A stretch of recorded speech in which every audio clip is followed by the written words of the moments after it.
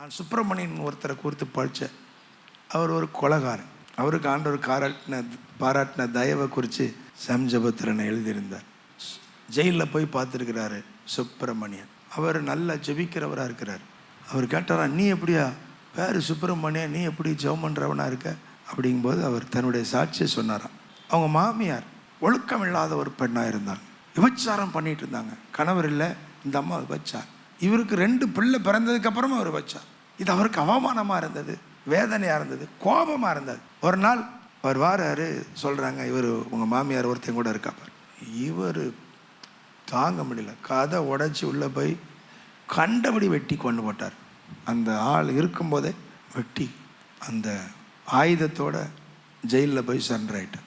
போலீஸ்கிட்ட போய் போலீஸ் அவங்கள கைது பண்ணி விசாரணை வந்து நான் தான் கொண்டேன், அவள் ஒழுக்கங்கட்டவளாக இருந்தா. தீர்ப்பு வந்தது தூக்கு தண்டனை. நடந்த சம்பவம் சென்னையில் தான் ஜெயிலில் இருந்தார். அப்போ தான் சாம்ஜபத்திரனை ஊழியத்துக்கு அவர் பார்க்க போகிற நாட்களில் அவர் சந்திச்சு. ஜெயிலில் இருக்கிறார், சாகணும், வேறு வழி இல்லை, சாதாரணமாக தான் இருந்தார். ஆனால் அந்த கடைசி நாட்கள் வர வர வர மரண பயம் அவரை பிடித்தது. 3 நாள் ஆச்சு. 3 நாளைக்கு முன்னாடி ரொம்ப அங்கலாய்க்க ஆரம்பிச்சிட்டார். யாராவது காப்பாற்ற மாட்டாங்களா, யாராவது உதவ மாட்டாங்களா? அண்ணே மனைவி சொன்னாங்க, ஏயா அந்த அம்மா தான் அப்படி இருந்தேன்னா நீ ஏயா இப்படி செஞ்ச? நான் உனக்கு உண்மையாக தானே இருந்தேன். 2 பிள்ளைகள் என்ன பாவம் பண்ணிச்சு? நீ அந்த அம்மாவை கொண்டுட்டு நீ உள்ளே போயிட்டா இப்போ 4 தெருவில் நிற்க. எங்களை யோசிச்சியா? நீ என் பிள்ளையை யோசிச்சியா? நிறைய பேர் கோவம் வந்தால் பிள்ளைகளை யோசிக்க மாட்டான். நிறைய ஆண்களிடத்தில் காணப்படுகிற பெரிய தவறு பெண்களிடத்திலும் காணப்படுது. பிள்ளைகளை பற்றி யோசிக்க மாட்டாங்க.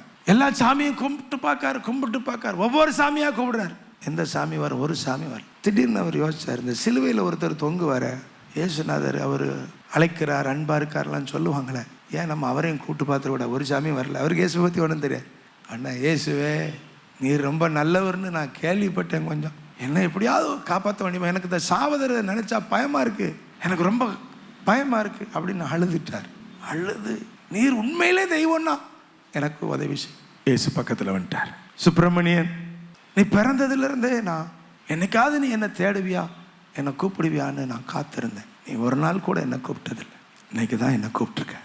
அதனால் நான் வந்தேன். நான் உன் பாவத்தெல்லாம் மன்னிக்கிறேன். இந்த அரசாங்கம் உன்னை தூக்கில் போடாது, ஆனால் இதே ஜெயிலில் நீ எனக்கு சாட்சியாக இருக்கணும் அப்படின்னு சொல்லிட்டு இயேசு போயிட்டார். அந்த பூட்டின சிறை கதவு, அந்த கம்பி எல்லாம் பூட்டி தான் இருக்குது. ஆனால் அந்த பூட்டினதை கடந்து அவர் போகிறார். அவர் போக அவர் பார்த்துட்டே இருக்கார். அது பூட்டி தான் இருக்குது. அவர் சொந்த கண்ணால் பார்க்குறாரு. இயேசு அந்த பூட்டின சிறை கம்பிகளின் வழியாக அவர் போகிறார். தடுக்க முடியல. அவர் கத்துறார், இயேசுவே போகாதீங்க, இயேசுவே போகாதீங்க, இயேசுவே போகாதீங்க.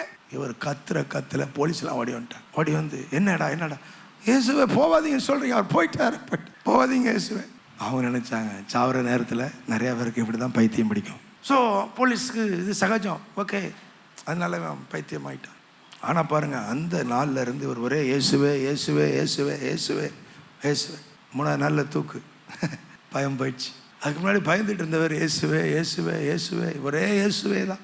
3ஆவது நாள் வந்துச்சு, தூக்கு போட போன. இவர் சொல்லிட்டார், என்னெல்லாம் உங்களால் தூக்கு போட முடியாது, பைத்தியம் முத்திட்டு. போலீஸ் முத்திட்டு இவனுக்கு பைத்தியக்கார தொங்குறான். அந்த ஒரு கடிதம் கொடுப்பாங்களாம், அந்த கயிறு இவருடைய வெயிட்டை தாங்கும், அதெல்லாம் கொடுத்துட்டாங்க. தூக்குக்கு அழைத்துட்டு போவோம். வெளியே போகும்போது அங்கே ஒருத்தர் ஓடி வரார். ஐயா, லெட்ரு வந்திருக்கு. லெட்டரை பிரித்து பார்த்தா ஜனாதிபதியுடைய கருணை மனு ஏற்றுக்கொள்ளப்பட்டு சுப்பிரமணிக்கு தூக்கு தண்டனை ஆயுள் தண்டனையாக குறைக்கப்படுகிறது. அவர் சொன்னார், சுப்பிரமணியே உனக்கு தூக்கு இல்லைப்பா, உன்னை ஜனாதிபதி மன்னிச்சிருக்கிறாங்க, உனக்கு அதனால் ஆயுள் தண்டனை. அதான் எனக்கு தெரியும், நான் முதல்ல சொன்னேன், நீங்கள் என்ன தூக்கில் போட முடியாதுன்னு அப்படின்னு. அதே ஜெயிலில் இருந்தார். அவருடைய நல்ல நடத்தையை பார்த்து 12 வருஷத்தில் அவரை விடுதலையாக்குனாங்க. அவர் சொந்த ஊரில் காய்கறி இடம் வச்சு மனைவி பிள்ளைகளோட நல்லா இருக்கிறார். இதுதான் தயவு. சொல்லுங்க, என்னது? அல்லேலூயா. எப்பேற்பட்ட மனிதனையும் தேவ தயவு மன்னித்து அவனை வாழ வைக்கும்.